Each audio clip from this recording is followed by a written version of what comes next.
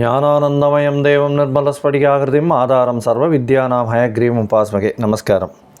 நேயர்கள் அனைவருக்கும் astro KS ஐயங்காரின் பணிவான நமஸ்காரங்கள்.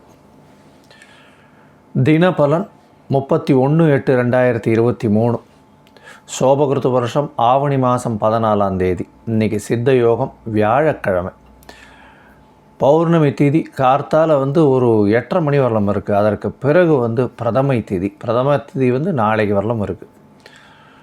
நட்சத்திரம் பார்த்தேலையானால் சதய நட்சத்திரம் ராத்திரி ஒரு 8:15 மணி வரலும். அதற்கு பிறகு பூரட்டாதி நட்சத்திரம். சதய நட்சத்திரம் அப்படின்னு சொல்லப்போனால் இது கும்பராசியில் வரும். அதனால் இன்றைக்கி சந்திராஷ்டம காலம் அப்படின்னு பார்க்கும்பொழுது கடகராசிக்காரர்களுக்கு சந்திராஷ்டமம். அதனால் புதிய விஷயங்கள் எடுக்க வேண்டாம். வெளியூர் வெளி மாநில பிரயாணங்கள் வேண்டாம். ஒருவேளை பண்ண வேண்டி இருந்ததே ஆனால் சந்திரனுக்கு எளிய பரிகாரம்னு சொல்லக்கூடிய ஒரு 1/2 டம்ளர் பசும்பால் அருகில் இருக்கக்கூடிய சிவன் கோயிலில் கொடுத்துட்டு போகிறது ரொம்பவும் நல்லது. சந்திராஷ்டமத்தின் தாக்கம் குறையும் அப்படின்றத சொல்கிறோம். சரி, இன்றைக்கி பார்த்தோன்னா காயத்ரி ஜபம். இன்றைக்கி கோல்சாரம் எப்படி இருக்குது அப்படின்றத பார்ப்போம். மேஷராசியில் ராகுவும் குருவும், கடகராசியில் சுக்கிர பகவான் வக்கரத்தில், சிம்ம ராசியில் சூரியன் புதன், கன்னியா ராசியில் செவ்வாய் பகவான், கேது பகவான் துலாத்திலையும், சனி பகவான் வக்கரகதி அடைஞ்சி மகரத்துலேயும், சந்திர பகவான் கும்பத்துலேயும் இருக்கா. இன்றைக்கி ராகு காலம் பார்த்தேன்னா 1:30, யமகண்டம் 6:07, 9:10 குளிகை. சூலம் இன்றைக்கி தெற்கு. ஒரே ஒரு சூலத்திற்கு பரிகாரம்னு சொல்லக்கூடியது. ஒருவேளை நீங்கள் அந்த பக்கமாக போக வேண்டி இருந்தது, அதை எதிர்த்துட்டு போக வேண்டி இருந்ததுன்னா ஒரு 1/2 கட்டி வெல்லம், ஒரு சின்ன கட்டி வெல்லம் சாப்பிட்டு போங்க. அது சூலத்தின் பரிகாரமாக எடுத்துக்கொள்ளப்படுறது. அதை தவிர பார்த்தேனால் நல்ல நேரம் அப்படின்னு சொல்லக்கூடியது கார்த்தால 6லேருந்து 7. ஏன்னா குரு ஹோரை பெரிய விசேஷம். சூரிய உதயத்தின் முதல் ஹோரை 9லேருந்து 10, மதியம் 1லேருந்து 2, மாலை 4லேருந்து 5 மணி வரலும். இது நல்ல நேரங்களாக சொல்கிறது. சரி, இன்றைக்கி ஒரு சிறிய தகவல் என்ன அப்படின்னா காயத்ரி ஜபம்.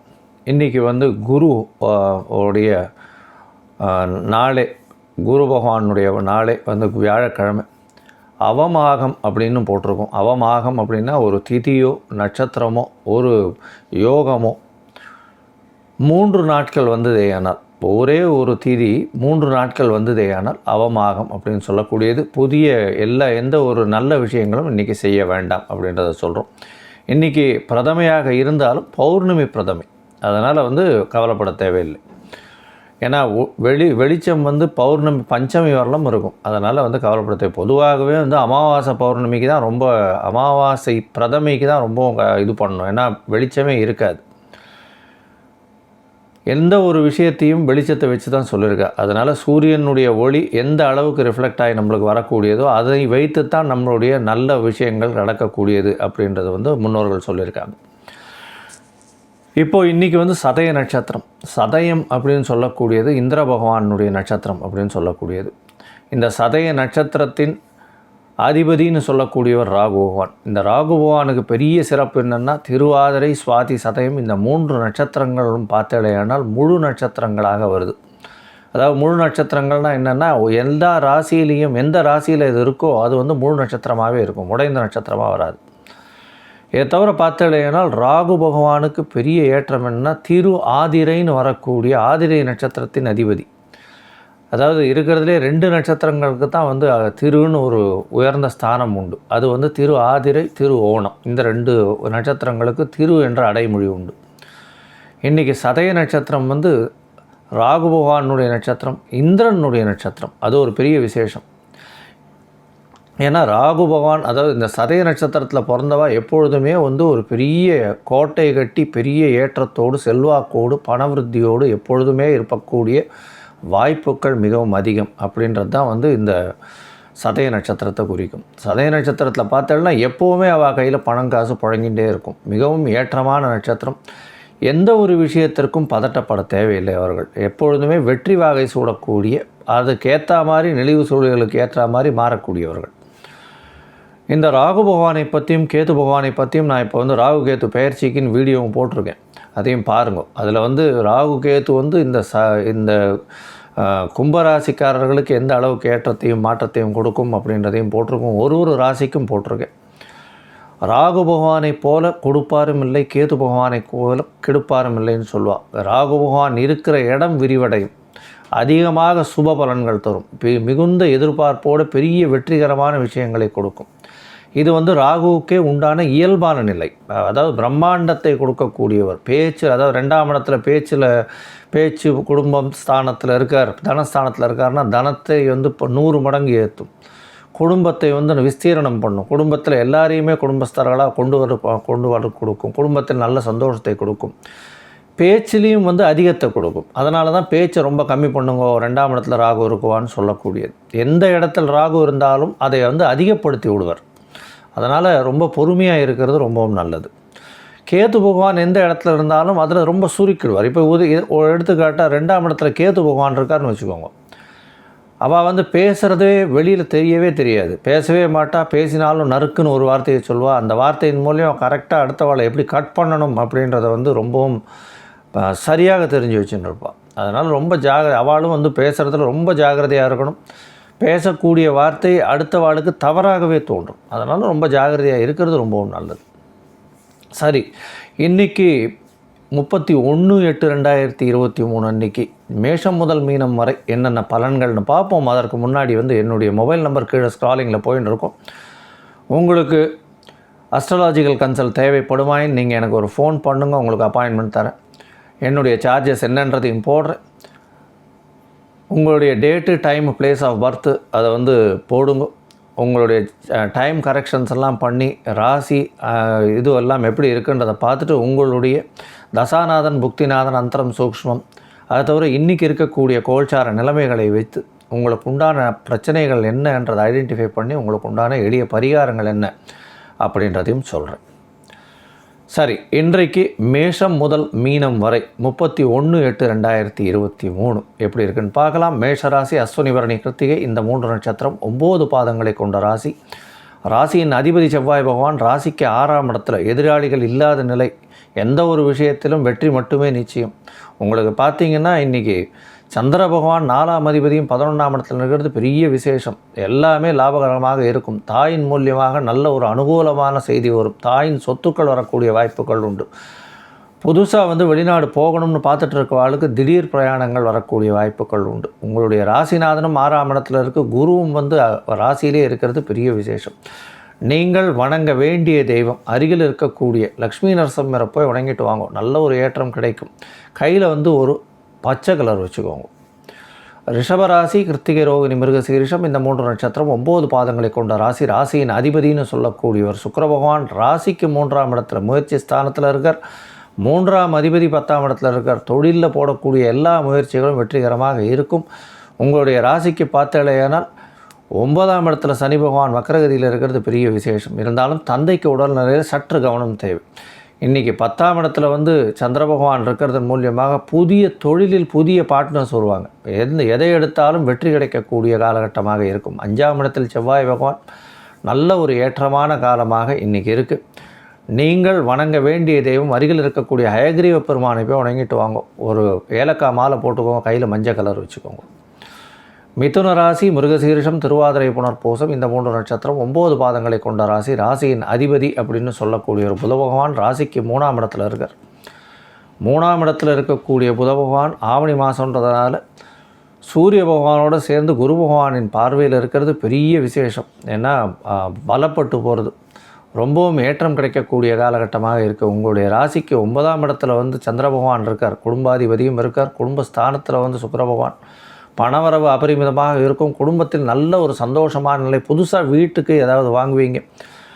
ஆடை ஆபரணங்கள் வாங்கக்கூடிய நாளாக இந்த நாள் இருக்குது. நீங்கள் வணங்க வேண்டிய தெய்வம் அருகில் இருக்கக்கூடிய சரபேஸ்வரரை போய் வணங்கிட்டு வாங்க, கையில் கருப்பு கலர் வச்சுக்கோங்க.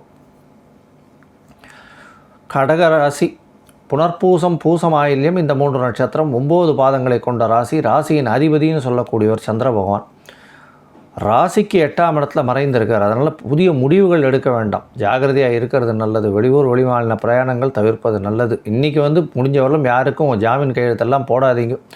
தேவையில்லாமல் நெகட்டிவ் கமெண்ட்ஸோ ஏதாவது இந்த கமெண்ட்ஸு என்ன லூஸ் கமெண்ட்ஸ் எல்லாம் கொடுக்காதீங்க. அது உங்களுக்கு பிரச்சனைகள் பூம்ராங் சேரும். அதனால் இன்றைக்கி பொறுமையாக இருக்கிறது ரொம்பவும் நல்லது. நீங்கள் வணங்க வேண்டிய தெய்வம் அருகில் இருக்கக்கூடிய சிவன் கோயிலுக்கு போய்ட்டு நந்தீஸ்வரரை போய் வணங்கிட்டு வாங்க. நல்ல ஒரு ஏற்றம் கிடைக்கும். கையில் வெள்ளை கலர் வச்சுக்கோங்க. சிம்ம ராசி மகம் பூரம் உத்திரம் இந்த 3 நட்சத்திரம் 9 பாதங்களை கொண்ட ராசி. ராசியின் அதிபதினு சொல்லக்கூடிய சூரிய பகவான் ஆட்சி பெற்று குருவனுடைய பார்வையில் இருக்கிறது பெரிய விசேஷம். 2ஆம் அதிபதியும் கூட இருக்கார். பெரிய ஏற்றம். பணவரவு அபரிமிதமாக இருக்கும். குழந்தை பேர் ஏற்படக்கூடிய பிராப்தி உண்டு. பௌர்ணமி யோகம் இருக்குது. சமசப்தமத்தில் சந்திர பகவான் 12ஆம் அதிபதி இருக்கார். பார்ட்னருக்குன்னு சில செலவுகள் இருக்கும். பார்ட்னர்ஷிப் பிஸ்னஸில் இருக்கிறவர்களுக்கு சில செலவுகள் இருக்கும். நல்ல ஒரு ஏற்றம் கிடைக்கக்கூடிய நாளாக இந்த நாள் அமையிறது. நீங்கள் வணங்க வேண்டிய தெய்வம் அருகில் இருக்கக்கூடிய கோதண்டராமசுவாமி கோவிலுக்கு போய்ட்டு வாங்க. கையில் ஒரு நீல கலர் வச்சுக்கோங்க. அது உங்களுடைய அதிர்ஷ்ட நிறமாக இருக்கும். கன்னி ராசி உத்திரம் ஹஸ்தம் சித்திரை இந்த 3 நட்சத்திரம் 9 பாதங்களை கொண்ட ராசி. ராசியின் அதிபதி அப்படின்னு சொல்லக்கூடியவர் புத பகவான் ராசிக்கு 12ஆம் இடத்துல இருக்கார். சுபத்துவம் அடைகிறார். அதனால் நீங்கள் வெளியூர் வெளிமாநில வெளிநாடு சுற்றுப்பயணங்கள் சென்று கொண்டே இருப்பீங்க. இப்போ அதாவது நிறைய இடத்துக்கு வேலை சார்பாக சுற்றிட்டு வரக்கூடிய வாய்ப்புகள் மிகவும் அதிகமாக இருக்கும். பணவரவு அபரிமிதமாக இருக்கும். தொழிலில் மிகப்பெரிய ஏற்றம் இருக்கும். நீங்கள் வணங்க வேண்டிய தெய்வம் அருகில் இருக்கக்கூடிய ஹயக்ரீவரை போய் வணங்கிட்டு வாங்க. நல்ல ஒரு ஏற்றம் கிடைக்கும். கையில் ஒரு ஏலக்காய் மாலை போட்டு கையில் ஒரு மஞ்சள் கலர் வச்சுக்கோங்க. அது உங்களுடைய அதிர்ஷ்ட நிறமாக இருக்கும். துலா ராசி சித்திரை சுவாதி விசாகம் இந்த 3 நட்சத்திரம் 9 பாதங்களை கொண்ட ராசி. ராசியின் அதிபதி 10ஆம் இடத்துல இருக்கிறது பெரிய விசேஷம். 10இல் ராசிநாதனே இருக்கார். வக்கரகதியில் இருந்தாலும் சனி 4ஆம் இடத்துலேருந்து பார்வையில் இருக்கிறதுனால புதிய தொழில் அமையும். கலைத்துறையில் இருக்கிற புதுசாக அக்ரிமெண்ட் சைன் ஆகக்கூடிய வாய்ப்புகள் உண்டு. திடீர் பணயோகம் உண்டு. இன்றைக்கி சந்திரனும் உங்களுடைய ராசிக்கு 5ஆம் இடத்துல இருக்கிறது பெரிய ஏற்றம்.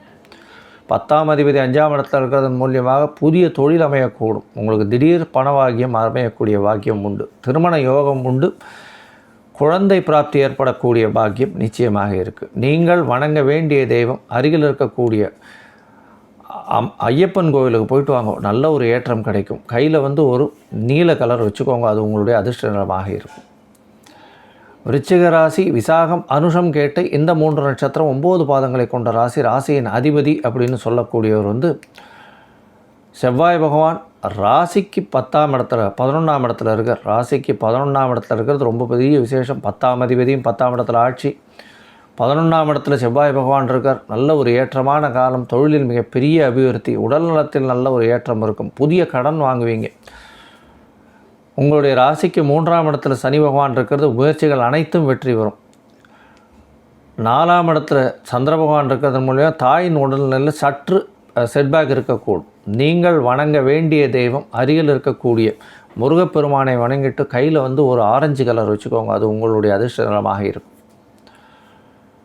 தனுசு ராசி மூலம் பூராடம் உத்திராடம் இந்த 3 நட்சத்திரம் 9 பாதங்களை கொண்ட ராசி. ராசியின் அதிபதி 5ஆம் இடத்துல 9ஆம் அதிபதி 9ஆம் இடத்துல பெரிய ஏற்றம். உங்களுக்கு என்ன சொல்கிறது, இப்போ தொழிலில் மிகப்பெரிய அபிவிருத்தி. திடீர் பணவரவு வரும். வெளியூர் வெளிமாநிலம் செல்லக்கூடிய வாய்ப்பு உண்டு. படிப்புக்காக மேல் படிப்புக்காக செல்லக்கூடிய வாய்ப்புகள் நிச்சயமாக இருக்கும். நீங்கள் வணங்க வேண்டிய தெய்வம் அருகில் இருக்கக்கூடிய பாடலாதிரி நரசிம்மர், அதாவது ஷோலிங்கரில் போய் நரசிம்மரை போய் சேவிச்சுட்டு வாங்க. கையில் ஒரு 3 முழம் முல்லைப்பூ வாங்கி கொண்டு போய் போட்டு வாங்க. நல்ல ஒரு ஏற்றம் கிடைக்கக்கூடிய நாளாக இருக்கும். கையில் வெள்ளை கலர் வச்சுக்கோங்க. மகர ராசி உத்திராடம் திருவோணம் விட்டம் இந்த 3 நட்சத்திரம் 9 பாதங்களை கொண்ட ராசி. ராசியின் அதிபதி அப்படின்னு சொல்லக்கூடியவர் சனி பகவான் வக்கரகதியில் ராசியிலேயே இருக்கார். சமசப்தமத்தில் சுக்கர பகவான் இருக்கிறதும் சப்தமாதிபதி 2ஆம் இடத்துல இருக்கிறது பெரிய விசேஷம். பணவரவு அபரிமிதமாக இருக்கும். தொழிலில் கூட்டுத் தொழிலில் மிகப்பெரிய ஏற்றம் இருக்கும். நண்பர்கள் மூலியமாக மிகப்பெரிய சாதுரியமான விஷயங்கள் நடக்கும். கணவன் மனைவிக்குள்ள அந்யோன்யம் இருக்கும். அதாவது குழந்தை பிராப்தி ஏற்படக்கூடிய வாய்ப்புகள் உண்டு. புதிய காதல் ஏற்படக்கூடிய வாய்ப்புகள் உண்டு. ஏன்னா 5ஆம் அதிபதி 7ஆம் இடத்துல இருக்கிறது பெரிய ஏற்றம். காதல் ஏற்படக்கூடிய வாய்ப்புகள் நிச்சயமாக உண்டு. பணவரவு அபரிமிதமாக இருக்கும். குடும்பத்தில் நல்ல ஒரு ஏற்றம் இருக்கும். நீங்கள் வணங்க வேண்டிய தெய்வம் சரபேஸ்வரரை போய் வணங்கிட்டு வாங்க. குங்கும கலர் கையில் வச்சுக்கோங்க. கும்பராசி அவிட்டம் சதயம் பூரட்டாதி இந்த 3 நட்சத்திரம் 9 பாதங்களை கொண்ட ராசி. ராசியின் அதிபதி அப்படின்னு சொல்லக்கூடிய ஒரு சனி பகவான் ராசிக்கு 12ஆம் இடத்துல இருக்கார். 7.5 சனி போயின்னு இருக்கு. இப்போ வக்கரகதியில் மகரத்துக்கு வந்திருக்கார். உடல் நலத்தில் சற்று கவனம் தேவை. 6ஆம் அதிபதி ராசியில் இருக்கார். வேலையில் நல்ல ஒரு ஏற்றம் இருக்கும். வேலை பளுவும் ரொம்ப அதிகமாக இருக்கும். பணவரவு அபரிமிதமாக இருக்கும். குடும்பத்தில் நல்ல ஒரு சந்தோஷம் இருக்கும். எதை எடுத்தாலும் வெற்றி பெறக்கூடிய வாய்ப்பு உண்டு. பார்ட்னர்ஷிப் பிஸ்னஸில் நல்ல ஏற்றம் இருக்கும். பார்ட்னர் நல்ல கைவோங்கி இருப்பார். நீங்கள் வணங்க வேண்டிய தெய்வம் அருகில் இருக்கக்கூடிய ஆஞ்சநேய பெருமானவே வணங்கிட்டு வாங்க. நல்ல ஒரு ஏற்றம் கிடைக்கக்கூடிய நாளாக இருக்கும். கையில் ஒரு பச்சை கலர் வச்சுக்கோங்க. மீன ராசி பூரட்டாதி உத்திரட்டாதி ரேவதி இந்த 3 நட்சத்திரம் 9 பாதங்களை கொண்ட ராசி. ராசியின் அதிபதி அப்படின்னு சொல்லக்கூடிய குரு பகவான் ராசிக்கு 2ஆம் இடத்துல இருக்கார்.